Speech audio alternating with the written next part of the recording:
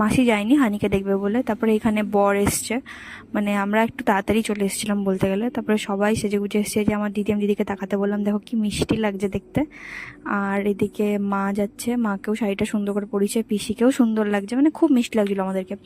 তো তারপরে এখানে এসে বসে আছি, আর মা কার সাথে গল্প করছিল। তারপরে একটুখানি মানে ঠান্ডা নয়, ঠান্ডা ছাড়াই কোল্ড ড্রিঙ্কস খেয়েছি বলতে গেলে। আর তারপরে এখানে বউ ঢোকাচ্ছে, ওদের কিছু রিচুয়াল আছে বা কোনো ভিডিওর জন্য হয়তো এভাবে ঢোকাচ্ছিল।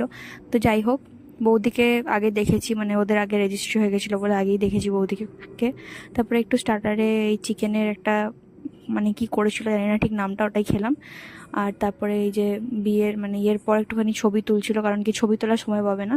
তারপরে আমি নিজের একটা দুটো ভিডিও ক্লিপ নিচ্ছিলাম, তারপরে ওয়াশরুমে এসেও ভিডিও ক্লিপ নিচ্ছিলাম। আর এখানে সিঁদুরদানের পর্ব, এটা জাস্ট অসাম লাগে। তো আমার খুব ভালো লাগে এই যে মানে এই জিনিসটা, মানে আমার খুব স্বপ্ন যে